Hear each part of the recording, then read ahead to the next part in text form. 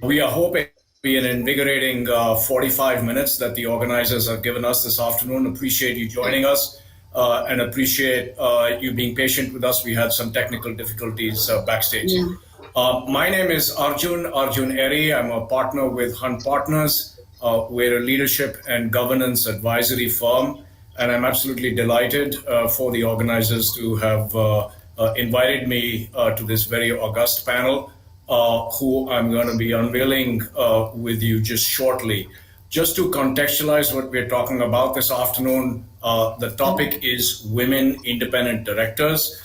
When Sumit first called and said, Arjun, there's this the WiT Ace all week skilling summit happening.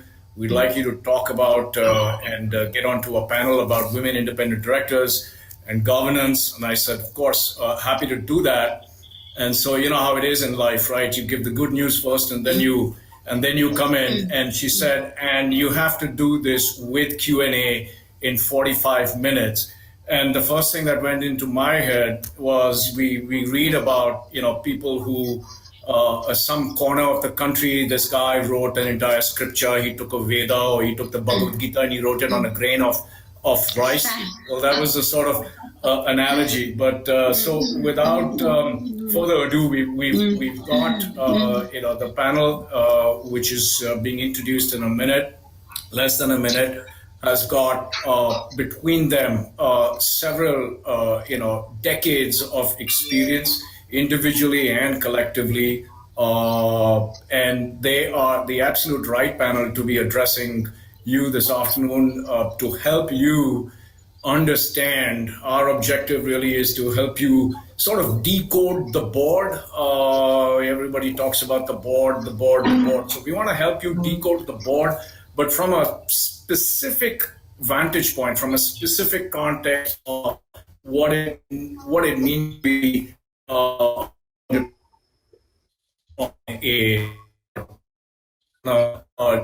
this. We start with Vijaya.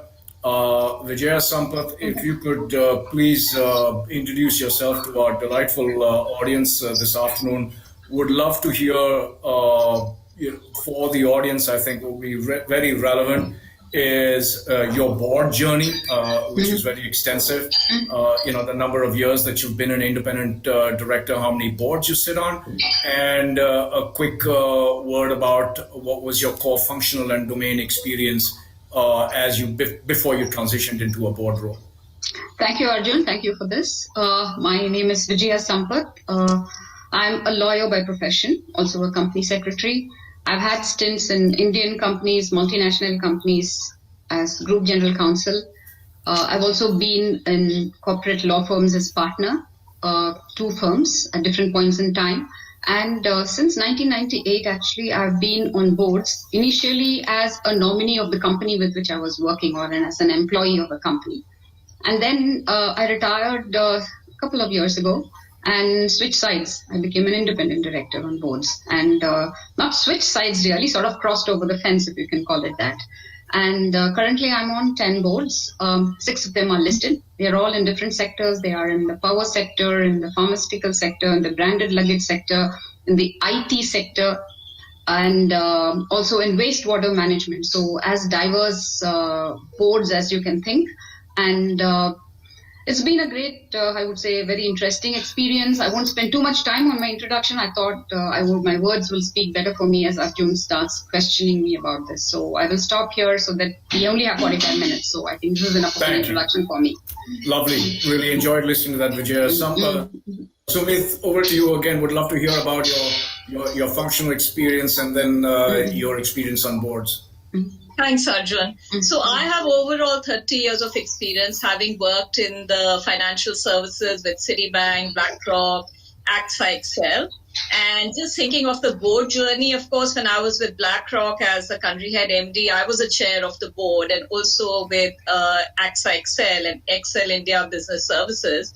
But as Vijaya said, as you transition and you spend so many years, you want to give back and you want to hence be part of some of the other companies where you can contribute your expertise and help the management in going forward and developing sustainable business and something which is good for all the stakeholders.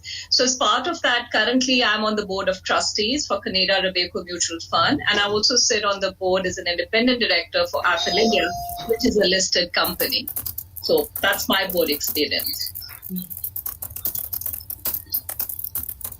Over to you, Arjun. Thank you. Thank you, Sumit. Okay. We're going to start nice pyramid manner. We're going to start what we believe is upstream and then come to and sort of work our way down. What I mean by that with upstream is before we zero in on women independent directors, number of directors on boards, etc., what it means, which is stuff that you want to hear this afternoon. Want to put it in the context of, first of all, the composition of the board. We sometimes with the rhetoric, and with the eyeballs and with the media, we sort of get dragged down a rabbit hole. And I think the panel can share with you some of the machinations, some of the thought processes that happen upstream that then results downstream in the appointment of a director and specifically a woman director. What I'm talking about is composition. Now, one of the I'm sorry, I'm getting some background noise.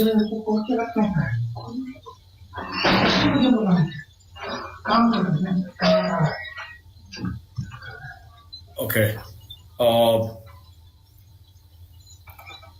When we look at the composition of the board, a good place to start is the.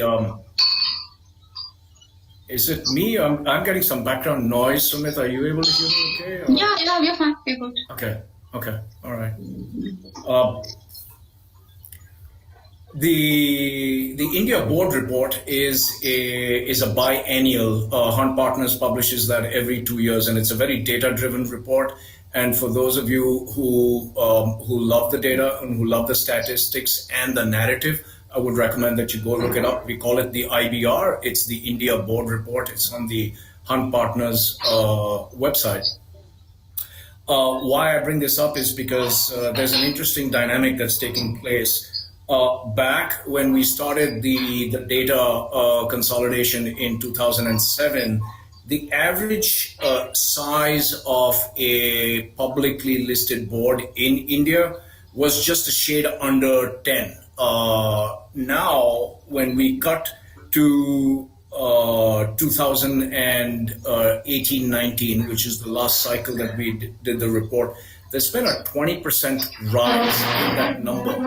Now, that might look like a insignificant number, but when you look at the strength of a board, a 20% rise in average board size. So the takeaway is that the strength of the board is increasing. Now, what's the dynamic behind that? The dynamic behind that is that there's something called gap analysis. I have a quote from Charlotte Valour. She's the founder and chairman of the Board Apprentice consulting firm in the UK. And I won't read the whole quote out to you as I bring Vijaya into this question. But Charlotte says on the boards that she's involved with, and I'm paraphrasing, that we map the board against the company and against the skill sets and the strategy, right? And basis that process, we come up with quote unquote gaps, and we then go out in a very scientific manner to hunt for independent directors who can help fill those gaps. It's another way of saying that it's not random. So let me pause there and bring Vijaya in with the question that your views, and specifically, have you been part of an exercise where any of the current boards you sit on or previous boards, no name basis, this is anyway Chatham House here, I assume, But please help us understand your experience with this dynamic, Vijaya, around a scientific way of identifying the sort of skill sets on the board. Yeah, actually, I've seen in the last 7 years that I've been an independent director, I've seen a huge change in the way boards decide the composition, who has to join, what are the skill sets required. Earlier, it was mostly through referrals, someone knowing someone or let's get them on the board. Now it's become extremely different. I'm on the nomination and remuneration committees of quite a few companies. And now it's in a very, I would say, professional process, if I can call it that. First, a job description is done. We identify what are the skills that this company requires, what are the skills that this board brings to the table, and as you correctly said, what are the gaps or what is the skill set that will add value to this board. And so we do the job description to fill in that particular gap, interview at least 4 or 5 candidates. All of them actually are very good. The ones who come up actually at this board level are all very good. But then we decide who is the best fit. It's not only age, experience, and skill, but it's also who is the best fit depending on the culture of the company, the culture of the board dynamics. And we decide on one candidate, and all the directors meet. First, the NRC meets, NRC Nomination and Remuneration Committee meets, and then all the other directors meet with this person, and we bring them on board. So it is, I would say, changed a lot. It's become very professional, very thorough. And we do vet the candidates. The candidates, of course, vet us as well. It's not just a one-way story. They vet us as well. And then we find that we do attract the right talent whom we want for the board. And I'm very happy to say that most of us have not met before. We don't know. This is all referred not through channels of whom or networking channels, but referred completely by independent person based on a job description that we put out. And that sort of triggers one of the data points in our board report, Vijaya, is that and we've been tracking this, is that in a given year, how many independent directorships are appointed through what channel? And like you said, probably historically, it was quote unquote the friends and family, known, networks, etc. One of the trends again we've been seeing, it's a very secular trend because it's been happening since we've been studying the data since 2007, is an upward tick in the number of independent directorships that are appointed through a formal channel, whatever that channel may be. It could be a Hunt Partners or one of our peer group entities, etc. That sort of triggers a quote that I picked up. Again, this individual is an ambassador of the board apprentice that I spoke about earlier, and it's a very pithy quote. It says, and I quote: "Too often we appoint to fit, as opposed to appoint to challenge." This is from a guy called Lord Miners. I can see chuckling on the panel. So, I think that was very well accentuated by Vijaya when she talked to you folks this afternoon about how the manner in which the selection on the board takes place. I'm going to pause quickly and welcome our third panelist, Hiroo Mirchandani. Hiroo, good afternoon. We're sorry to hear that you had technical issues joining, but that is the world we live in. It's the technical stuff that throws you up. I'm just going to pause, and we got going, Hiroo, but would love for you to take a minute to introduce yourself to our audience this afternoon with a little focus on, of course, what your experience has been prior to being elevated to boards and what your board tenure and track has been. Perfect. So sorry everybody for joining late, and great to be here. I'm Hiroo Mirchandani. I'm an independent director on board since the past 6 years. I currently serve on the board of Polycab, Nilkamal, Tata Teleservices, and another unlisted company of the Tata Group. My management experience of about 30 years has been primarily in consumer goods and healthcare sector, where I grew from being a branch manager in Asian Paints to the business unit director of the consumer health business in Pfizer.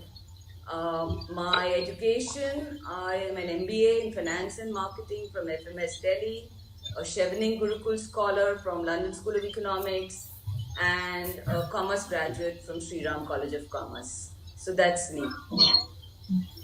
Thank you, Hiroo. And you come in at a very opportune time because we were just talking about composition of the board and gap analysis. And Vijaya had some very telling comments there. And you come in at actually the perfect time because you're on stage. I want to bring you in, Hiroo, and talk a little bit about diversity on the board. And I'm being very specific in saying diversity because, one of the comments I made, Hiroo, while you were not with us is we tend to get dragged down rabbit holes with labels. And you, as a accomplished independent director, know that diversity is a broader context. And without saying any more, please share your thoughts about what is diversity as a broader and more all-encompassing definition from your point of view. Perfect. So before I get into definitions, Arjun, I do want to share with you my favorite board. I've served on 9 boards. And my favorite board is one, we have a lot of fun, we have a lot of respect for each other, we have a lot of disagreements, but we have very respectful, trusting disagreements, and we do a lot of good work together. And why is this board so wonderful? Because it has different kinds of diversity. It has a great combination of executive and non-executive directors. It has directors with an age profile from 37 years to 67 years. So a good number of directors in the age band of 37 to 45, and also some directors who are old and wise and experienced. So there's a great blend of fresh ideas from younger people who on the board. There are domain experts and experts from the outside world like me. And there are 3 women directors on the board. And there is a lot of diversity of tenure. So there are people who joined the board less than a year ago. There are people who've been on the board for some time. So it's a very good mix and a very diverse mix of directors with different professional background, different skills. And I think that's what makes the board really wonderful. And it has a very inclusive chairperson who encourages diverse ideas, who encourages positive,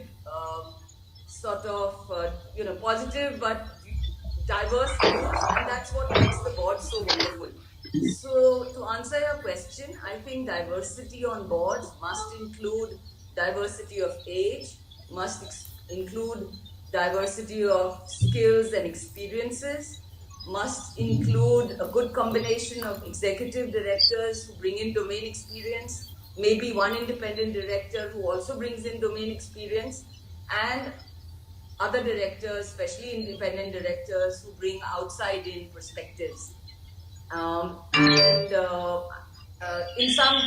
course, geographical diversity. I think for companies like TCS and several IT companies who have a good, global-facing businesses, they also have independent directors who have international experience. Like the TCS board has 2 expats, 2 foreigners. The Godrej Consumer Products, which is my favorite board, has 2 foreigners of African origin, because Godrej Consumer Products has business facing in Africa. I think 24% of their business comes from Africa. So I think these are the various dimensions of diversity. And of course, India is a very diverse country. So we have people from different parts of the country serving on boards. So I think these are the various dimensions of diversity. And later in the conversation, if we have more time, I would love to share with you why I love the composition of the Godrej Consumer Products Board, but that for another time during the meeting if we have the time. Sure, and you touched on a very good note, which was I picked that up, which was the geographical diversity. Not to say that the other points were not also relevant, but the data that I had, I did introduce the India board report, Hugh, and a lot of the data that I have this afternoon is from our board report of 1819. We run it every 2 years, which is why it's 1819. But the point about geographical diversity, we know that the Companies Act doesn't bar foreign nationals from holding a seat on a board, either in a nominee, executive, or independent director capacity. According with the survey that we did, which is fairly extensive, half of the companies surveyed had no non-Indian nationals on their board. And you mentioned a couple that have understood, again, going back to our earlier point this afternoon about composition and the way you talked about TCS and Godrej. They understand their business and they are now aligning the board to their business, right? So this also ties in well with our earlier discussion about composition. So we're going to now get down. The audience, I started out by saying we're going to go pyramidal, and I don't want you to believe that we've forgotten sight of the title of the discussion this afternoon, which is Women Independent Directors. We've touched upon diversity. We're now going to move on to gender diversity. We know, the Companies Act said, a listed company should have at least one woman director, and that's the way it was phrased initially.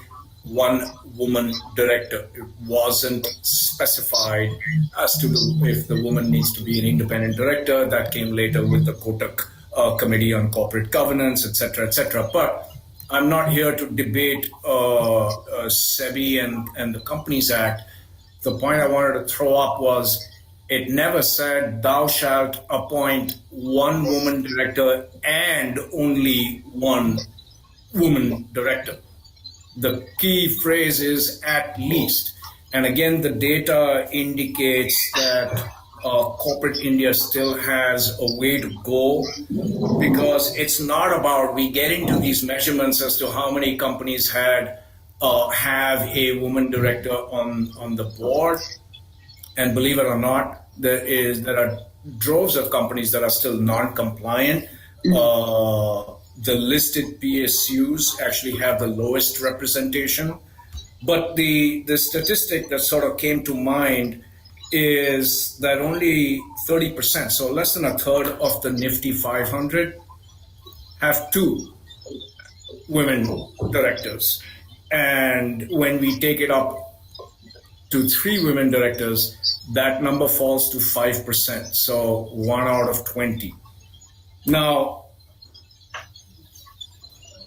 the question I have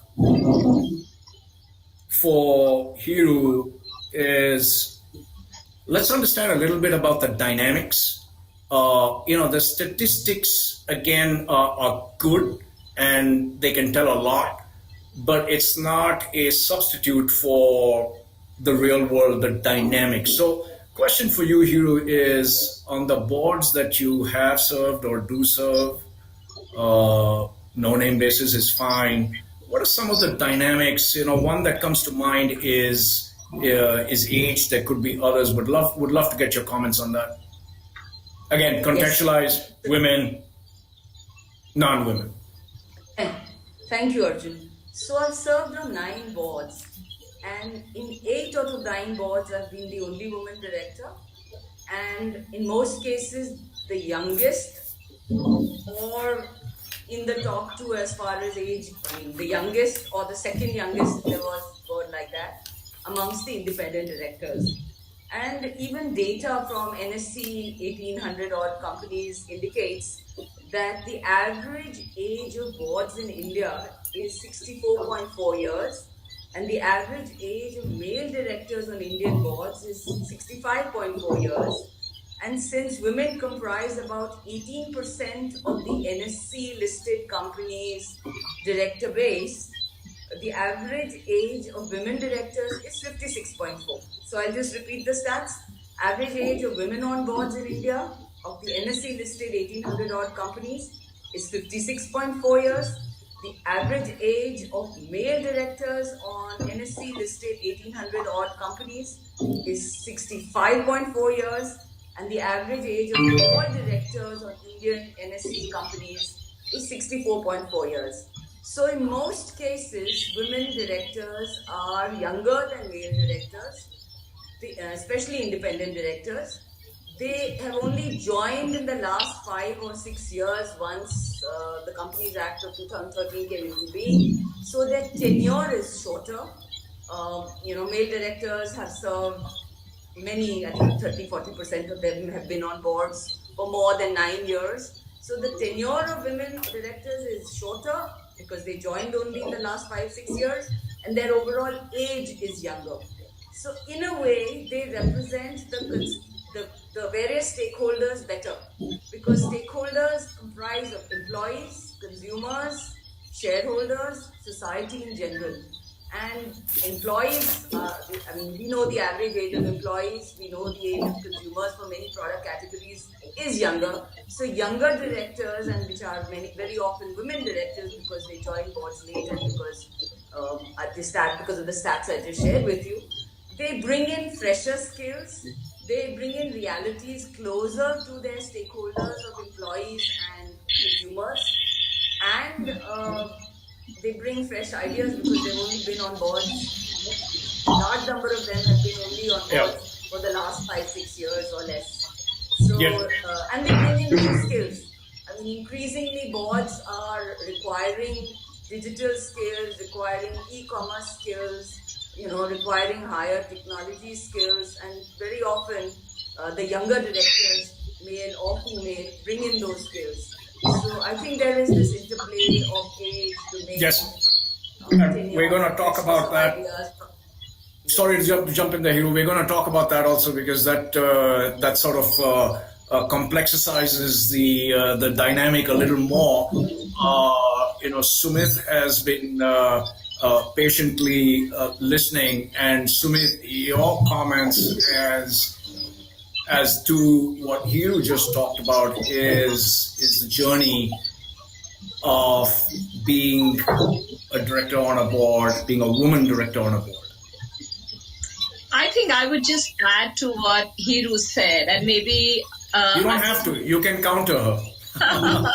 No, I think I'd like to add another dimension to it, because I know Hiroo was talking about the diversity and talking about whether it's age, it's geographical, skills, expertise.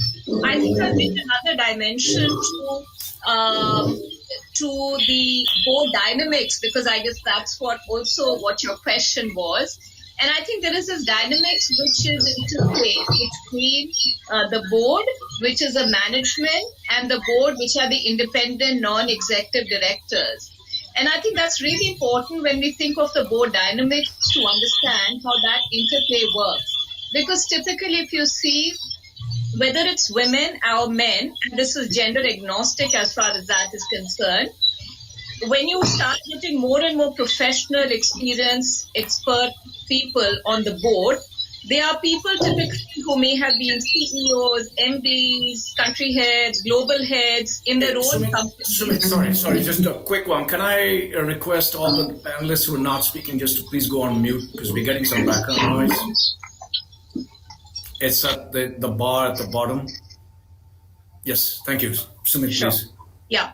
So I think the challenge here is that when you have been leading senior groups globally or teams as a CEO, MD, global head, etc., and then you come and occupy the position as an independent director, there is a certain transition which happens, because as a CEO, you're more of an authority. You have connect and control. You get to see data. You meet people more often, and you are handling the day-to-day.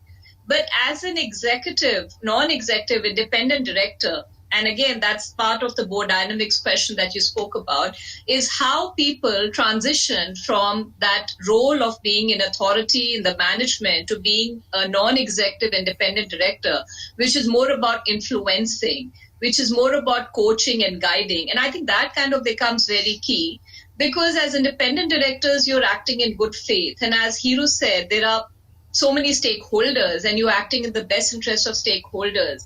And so you have to exercise that reasonable care, have the right skills, exercise a due diligence.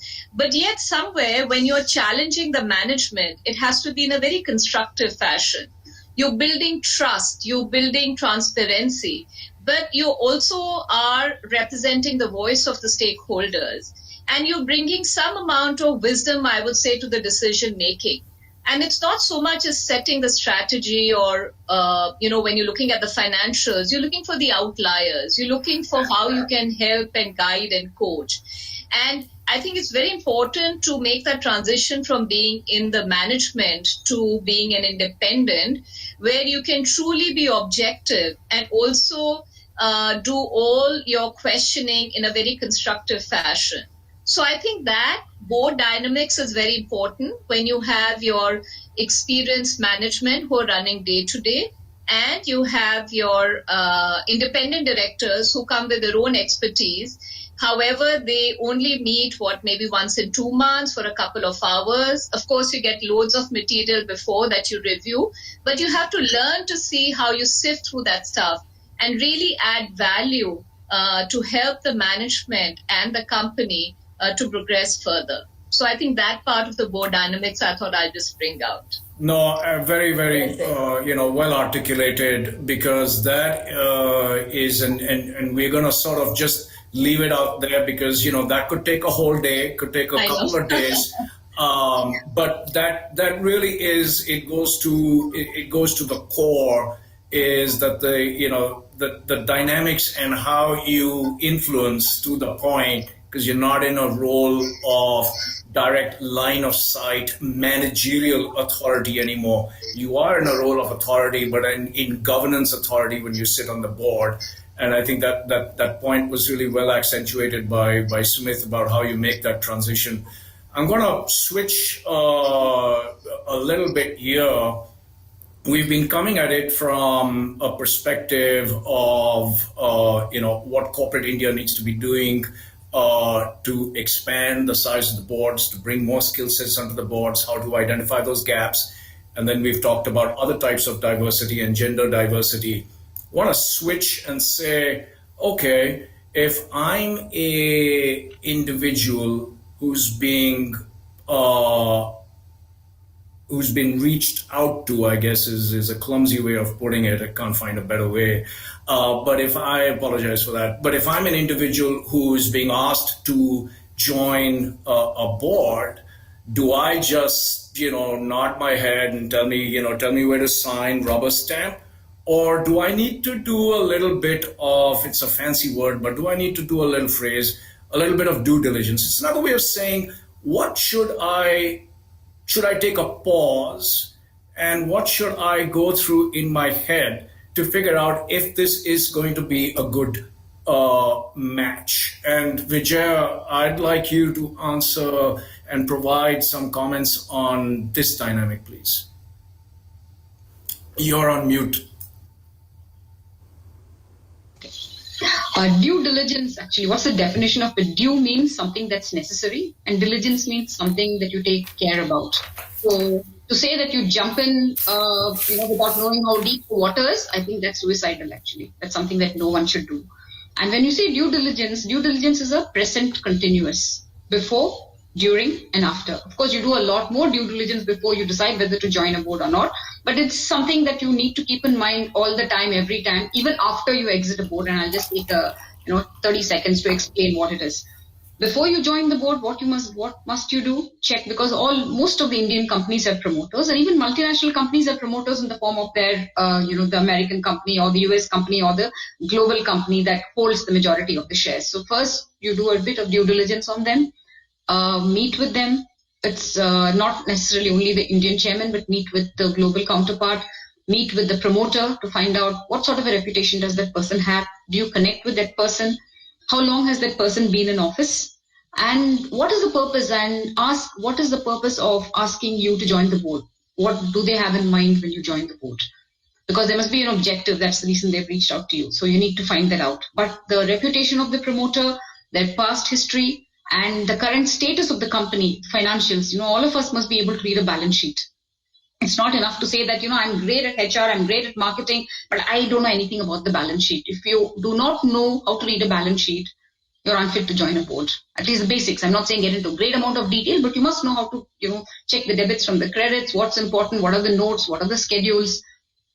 You just need to understand what are the financials of a company and how they have been doing for the past couple of years. You also need to find out about the industry. Is it a sunrise industry? Is it a sunset industry? Or is it a cash cow FMCG, which will always continue to do well regardless? So you need to find out about the industry, and then you meet the other directors, both the non-executive nominee directors, the whole-time directors, executive directors, and the independent directors. It is important that you meet. Of course, first you will meet with the NRC, the Nomination and Remuneration Committee members, but it's also important that you meet with everybody and understand, because that will give you a very good idea of what the dynamics are, how the board dynamics will work.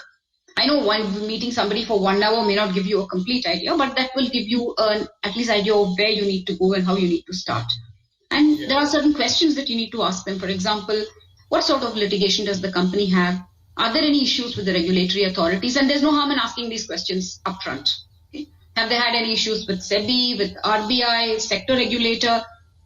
Do they have any shareholder litigation? These are some of the touch points. Actually, due diligence is a whole chapter by itself, but I'm just trying to condense it in the space of a few minutes. So that's all I can say. And once you sit on the boards, check out the ratios, check out the statements, check out what is the information that they give to a board, what does the agenda paper comprise of. And if you find it's uncomfortable with it or you need more information, don't hesitate to ask for it all the time. Very well said, Vijaya. Very well said. You need to speak out. Yeah, and you need to speak out as well. I mean, if you don't agree with something, ensure that you say it. And if you see something, it's called, it's a very American term. If you see something, say something. Okay. If you see something, say it out loud. Okay. And see that minute in the minutes. I'm mindful of time, and we do promise. Thank you for that. Great comments. For those out there, I hope you had a notebook or whichever way you like to take notes, because you just got sort of the 5-step process of what you need to be doing before you sign yourself up for a board. One last comment, then we're gonna the chat feed is sort of overflowing with questions, and we want to make sure we've got about 7 minutes or so to go. We certainly want to take those questions and direct them to our August panel. Hiroo talked earlier about the diversity, and she touched on this point, and I said we're going to come back to it. The meritocracy of the board. One of the statistics that we asked in I go back to the India board report, but we asked in the survey, what skills do you think, and I should say that were chairpersons of board and company secretaries, so to say people know. The question as to what skills do you think are going to be imperative and important on the board? And I'm emphasizing on the board because when I read the top 3, everybody's going to say, ho hum, we read this all the time. But it's interesting to see on the board, cyber, digital, R&D/innovation. And the revelation was not about these. The revelation was that the set that we spoke to talked about the polling said 4x. So the numbers polled, let me just put this right. When we polled, the majority said that cyber as a requirement on the board in terms of importance, roughly 4x from now to where we would like to go.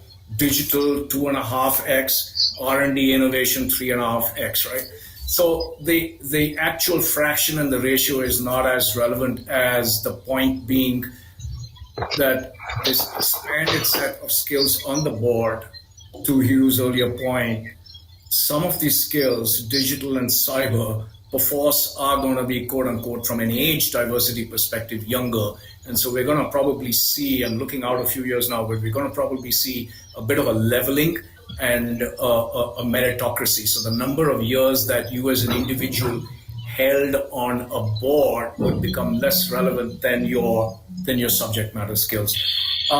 Any last comments? So we've got 5 minutes for questions. Hiroo, Sumit, Vijaya. Otherwise, I'm happy. There's some good stuff coming up over here.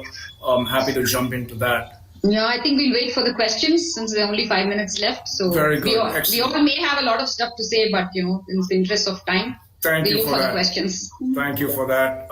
One of the questions is how do organizations balance diversity imperative with more commercial short-term pressures? Now, you said organizations, but we're talking at the board. So I'm going to, box that question in from a board context. Is this juxtaposed? Somebody like to take a crack at it?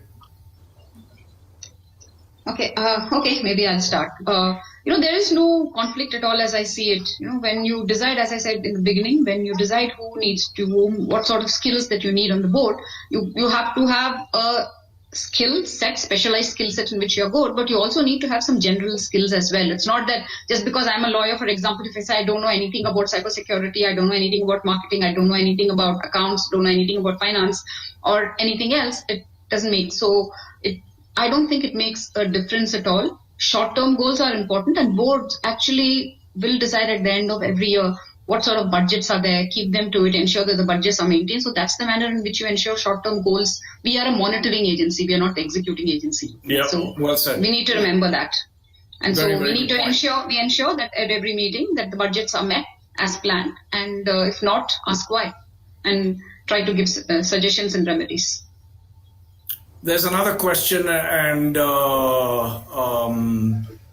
I'm smiling because this question needs no answer. It's already been answered. But the question is diversity often thought of in very traditional terms, such as gender, etc.? Can we look at broadening backgrounds as increased diversity? I think that was a theme that came through the last 40-45 minutes. So thank you for putting it out there to the individual. Here's something I'd like to send to Sumit. Let me see if I can paraphrase that. Let me not attempt to. I'm just going to put it out the way it is. Empathy, I quote, empathy is the skill of the future. People say this creates a huge opportunity for inclusion of women in the C-suite, but we don't see that happen. What would you suggest we as women and males who are allies to make this happen? Now, the question is C-suite. Let's talk about it at the board. Yeah, I think it's an interesting question about the empathy of the skill of the future. And I remember reading about that it's not just the IQ, which is important, right? The intelligence quotient, but there's more and more talk of so many other cues, whether it's the emotional quotient, the culture quotient, the curiosity quotient. And I think more so in COVID, people are talking about the adversity or the resilient quotient. So increasingly, there is a lot of emphasis on the importance of emotional empathy, much more than intelligence, because when you reach the C-suite, it is considered that these are hygiene. You have reached there because you have basic intelligence, you have put in the hard work, and you are where you are. But remember, there's always a pyramid. There are only a few people at the end of the day who go up. And some of these other skills, the resiliency, I would say the emotional, the empathy, the curiosity, adversity, resilient quotient becomes extremely important. And so in terms of guidance, and it's gender agnostic to me, not so much for only women, but men as well. But I think what makes it important is for women to be aware of this and realize that it's not just the hard work. It's also, yes, doing it smartly, but also pay as much importance to these other skills and make sure you develop them, because that's what will help you get to the C-suite. And as far as I think, if we, to your point, Arjun, if we connected to the board, then on the board we just spoke about, and I know Hiroo and Vijaya spoke about the new skills. And I think that will provide a huge opportunity for women. Because age is no longer a barrier. It's those domain and subject matter expertise, whether it's digital, cyber, and there's a lot of talk of ESG as well now. Yeah. And I think those are some of the skills that women will be very good at, and hopefully it will be gender agnostic, and there'll be more and more focus on getting with all the assessments that we were talking about earlier, and the focus on skills rather than the gender. Thank you. We are literally out of time in 2 seconds, but appreciate everybody's attention this afternoon. And I thank my panelists for a lovely discussion. Thank you. Thank you. Happy Women's Day, and thank you. Bye-bye. Bye-bye.